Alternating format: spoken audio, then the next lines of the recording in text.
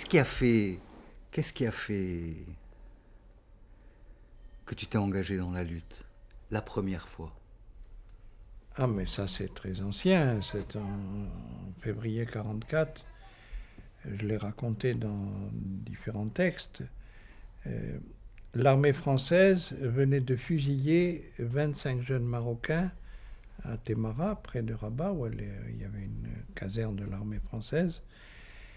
Euh, Mi-janvier, il y avait eu le manifeste pour l'indépendance. 10 jours après, les autorités du protectorat français ont arrêté les dirigeants du mouvement national. Il y a eu une réaction immédiate, notamment à Rabat et Salé. Et des centaines de ces jeunes ont été arrêtés. Et plusieurs dizaines d'entre eux ont été condamnés à mort sur le champ par le tribunal militaire français et fusillés. Et c'est ce qui m'a amené à m'engager. Bien sûr, les idées étaient déjà mûres pour cela, mais l'acte décisif qui a entraîné mon engagement, c'est celui-là. Tu as, tu as, tu as milité, tu as, tu t'es battu tu as été dans la clandestinité, tu as été torturé, tu as été en prison, tu as euh, posé ta vie aussi, à savoir, bon, tu aurais pu y rester. Quand je voyais ces images, je me disais, et quand je voyais ces gens avec cette énergie, cet enthousiasme, ce courage, je me disais, voilà pourquoi mon père s'est battu. Je peux dire que ma vie de lutte a été partagée en deux phases importantes. Cette lutte pour l'indépendance, les idées pendant quelques années après l'indépendance où l'on pouvait construire le pays, puis après, à partir du milieu des années 60, la réalité qui pesait sur nous, que nous étions dans une tyrannie et qu'il fallait se lever contre elle, mais déjà les exemples des premiers qui s'étaient levés contre elle montraient qu'on risquait sa vie, mais qu'il fallait risquer sa vie. Et puis voilà, le résultat, à travers tant de martyrs, tant de souffrances, c'est quand même ces jeunes qui se lèvent dans le pays, cette percée démocratique qui se fait, cet espace de liberté qui se conquiert, et cette lutte commune avec les peuples d'Europe. Ça aussi, c'est très important. Papa, il y a 15 jours, on a déjeuné ensemble avec Robert, qui est derrière la caméra.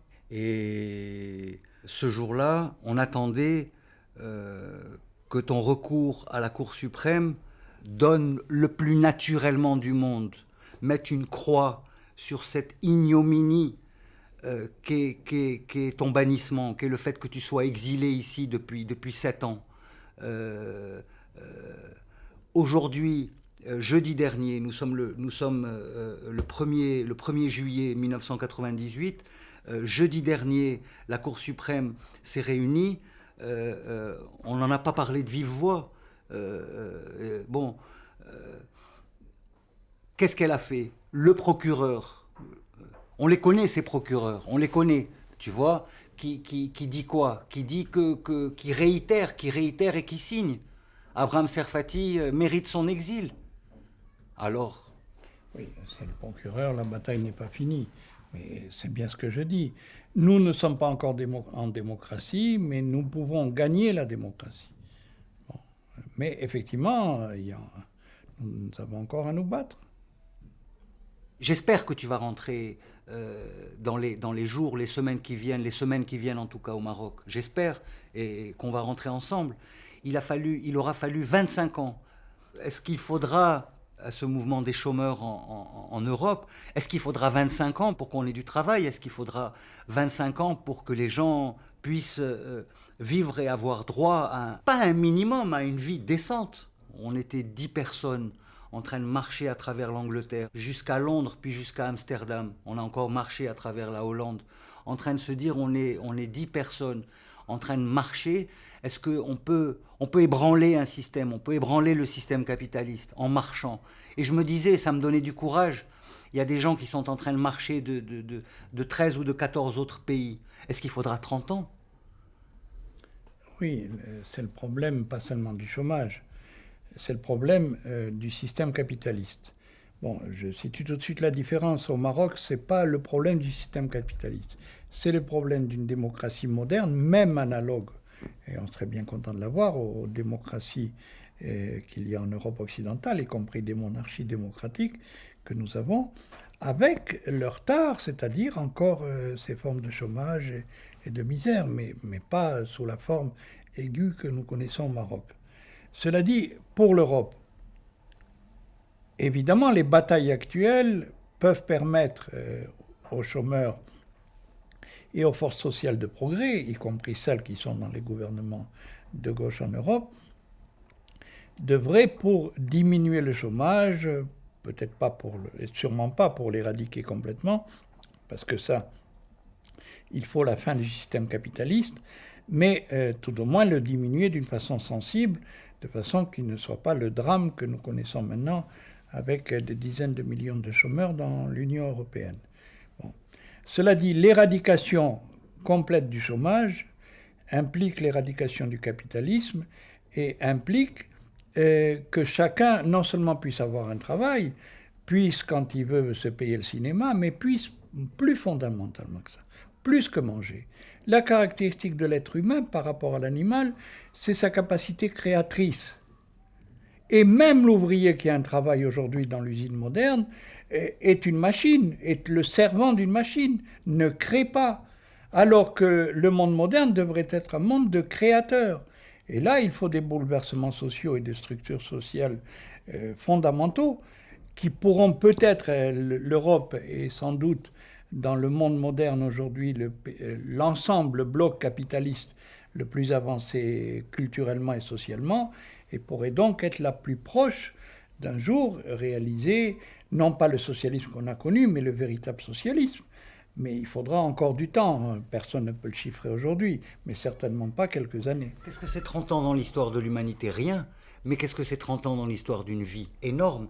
Est-ce qu'il faudra 30 ans Je n'en sais rien, mais ce que je dis, c'est la leçon que j'ai apprise dans ma vie, le temps de l'histoire n'est pas celui d'un individu.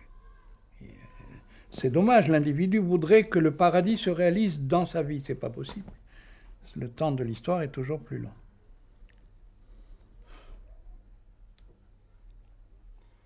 Bon.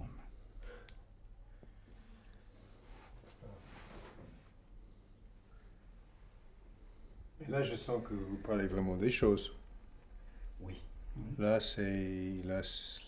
on sent quelque chose qui passe entre vous et qui se communique fort. Tu vois.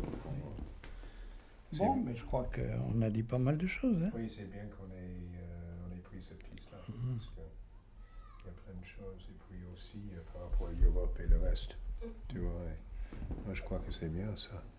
Alors, je ne sais pas si vous voulez continuer. Je n'ai pas voulu couper, mais je me m'introduis dans la conversation. C'est bien. En arabe, on dit marhaba. Bienvenue. Oui, mais j'étais là depuis le début, donc tu vois. Je crois qu'on pourrait marquer une pause quand même. Oui, on peut marquer une pause. Oui. Mais en disant que je suis content d'être avec vous maintenant.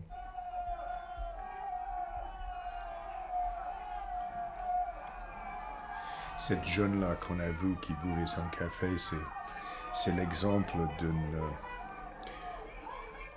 d'une jeune militant à venir. Elle est absolument allumée. Chose qui passe directement de ses tripes à sa voix et tout. Elle est vraiment très très bien. Comme celle-là d'ailleurs, elle est Elle bien. est formidable. Oui, elle est bien celle-là.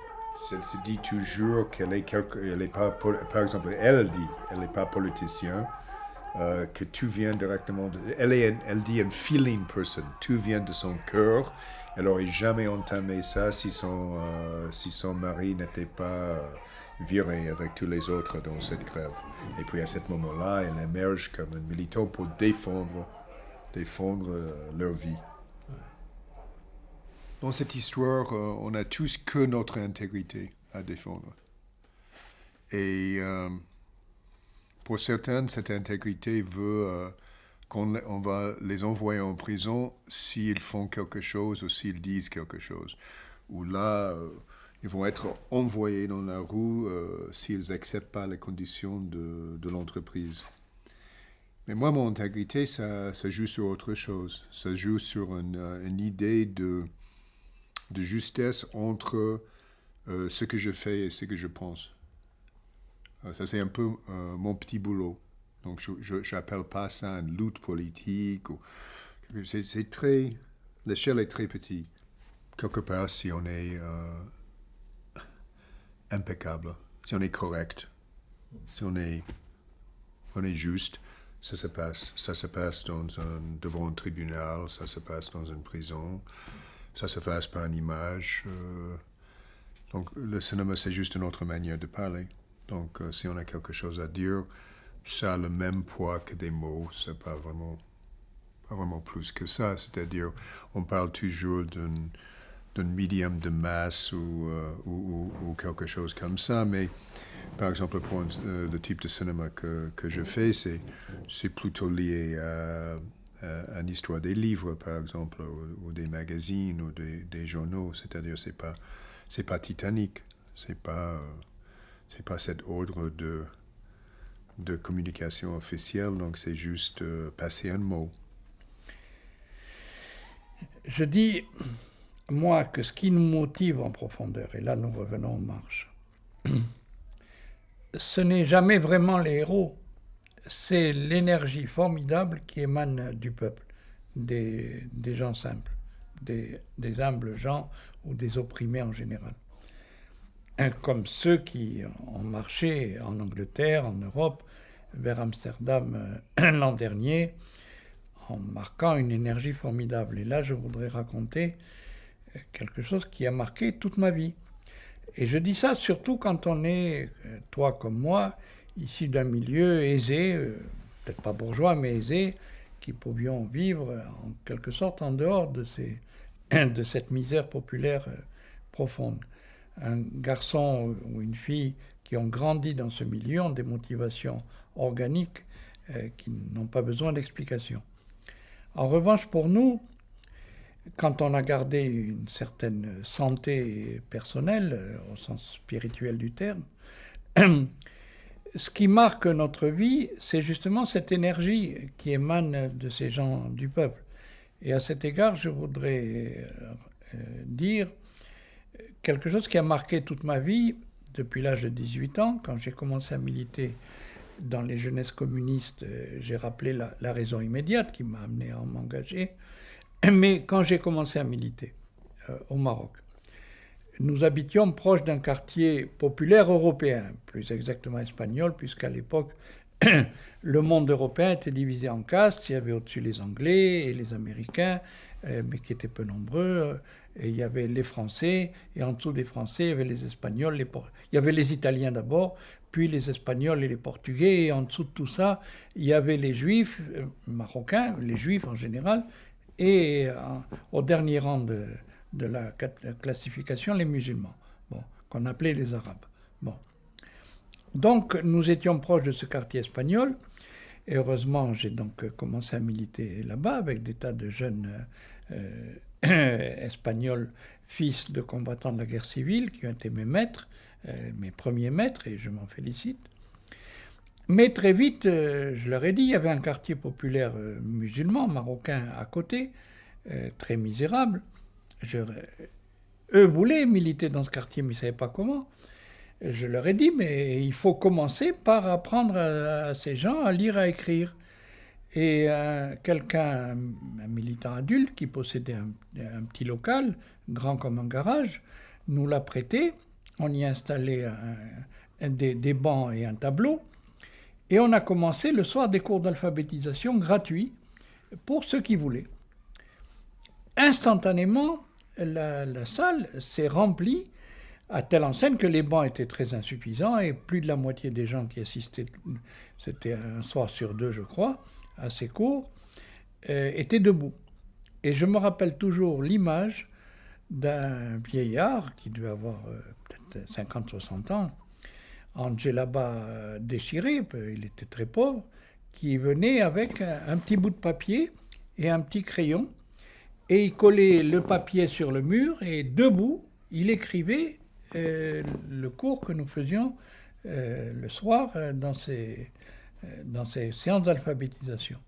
Voir un vieillard misérable, avoir ce besoin d'apprendre au-delà même de tout intéressement matériel, pour sortir de l'obscurité où il était, c'est quelque chose qui a marqué toute ma vie. Et dans les moments les plus noirs de ma vie, au Dermont-les-Schrif, dans l'isolement, c'est cette image de ce vieillard que j'avais devant moi pour montrer, m'insuffler l'énergie qu'il fallait pour continuer le combat.